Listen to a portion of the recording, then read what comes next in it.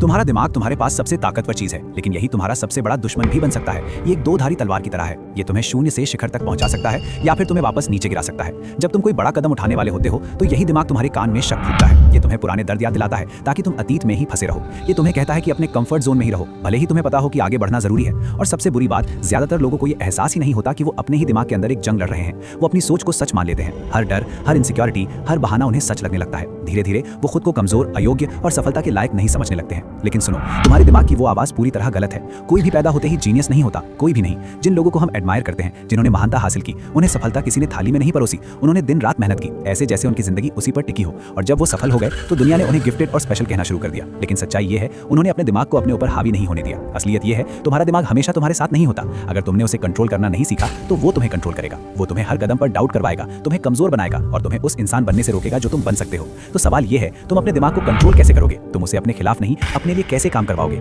सच्चाई ये है, तुम्हारा दिमाग तुम्हें सक्सेसफुल बनाने के लिए नहीं बना है, ये तुम्हें सेफ रखने के लिए बना है। इसलिए जब तुम कोई मुश्किल काम करने जाते हो तो तुम प्रोक्रास्टिनेट करते हो। बड़े फैसले लेते वक्त डर लगता है, कंफर्ट जोन से बाहर निकलते वक्त सेल्फ डाउट होता है। तुम्हारा दिमाग सर्वाइवल के लिए बना है, सक्सेस के लिए नहीं। वो हर नई चीज को खतरा मानता है, चाहे वो तुम्हारे लिए अच्छी ही क्यों ना हो। जब भी तुम बदलने की कोशिश करते हो, तुम्हारा दिमाग तुम्हें रोकता है। अगर फेल हो गए तो लोग क्या कहेंगे, तुम उतने अच्छे नहीं हो। और इसी वजह से ज्यादातर लोग एक मेंटल प्रिजन में फंसे रह जाते हैं जो उन्होंने खुद बनाया होता है। तुम्हारा दिमाग टूटा हुआ नहीं है, बस ट्रेंड नहीं है। जैसे एक अनट्रेंड डॉग जो तुम्हें हर तरफ खींचता रहता है, लेकिन सही तरीके से तुम इसे ट्रेन कर सकते हो। तुम उसे अपने खिलाफ नहीं, अपने लिए काम करने पर मजबूर कर सकते हो। याद रखो, तुम्हारे थॉट्स रियलिटी नहीं है। सिर्फ इसलिए कि तुम्हारा दिमाग कहता है मैं नहीं कर सकता, इसका मतलब ये नहीं कि ये सच है। अपने थॉट्स को ऑब्जर्व करो, उनसे अटैच मत हो। जब नेगेटिव थॉट्स आए तो खुद से पूछो, क्या ये सच में सच है? जैसे ही तुम्हें ये समझ आ जाएगा कि तुम्हारे थॉट्स फैक्ट्स नहीं है, तुम्हें उन पर कंट्रोल मिल जाएगा। नेगेटिव थॉट्स को हराने का तरीका उन्हें दबाना नहीं है, बल्कि एक्शन लेना है। अगर दिमाग कहे आज वर्कआउट मत करो तो जाओ और करो। अगर कहे कल से शुरू करेंगे तो आज ही शुरू करो। अगर कहे तुम अच्छे नहीं हो तो मेहनत करके उसे गलत साबित करो। एक्शन ही एकमात्र तरीका है जिससे तुम अपने दिमाग को रिट्रेन कर सकते हो। जितना तुम डर के बावजूद एक्शन लोगे, उतना ही डर तुम पर कम हावी होगा।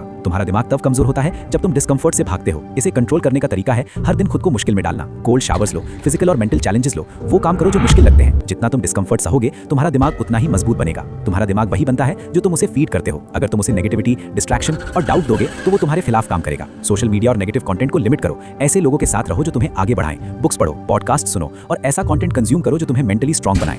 इमोशनली रिएक्ट करने के बजाय ऑब्जर्व करना सीखो। जब कुछ गलत लगे तो रुककर खुद से पूछो, मैं ऐसा क्यों रिएक्ट कर रहा हूं? लॉजिक और अवेयरनेस से रिस्पॉन्स देना सीखो। इंपल्सिव रिएक्शंस को कंट्रोल करो। ये एक हैबिट तुम्हारी पूरी जिंदगी बदल सकती है। दिन के अंत में तुम्हारे पास दो चॉइसेस हैं, या तो अपने दिमाग को तुम्हें कंट्रोल करने दो, डर, डाउट और प्रोक्रेस्टिनेशन में जीते रहो, कमजोर बने रहो, या फिर अपने दिमाग को कंट्रोल करो, उसे ट्रेन करो, अपनी लिमिट्स को तोड़ो और अनस्टॉपेबल बन जाओ। ये लड़ाई बाहर नहीं, तुम्हारे अंदर है। दुश्मन दुनिया नहीं है, तुम्हारी परिस्थितियां नहीं है, दूसरे लोग नहीं है। दुश्मन तुम्हारा खुद का दिमाग है। लेकिन यही तुम्हारा सबसे बड़ा हथियार भी बन सकता है और फैसला सिर्फ तुम्हारे हाथ में है।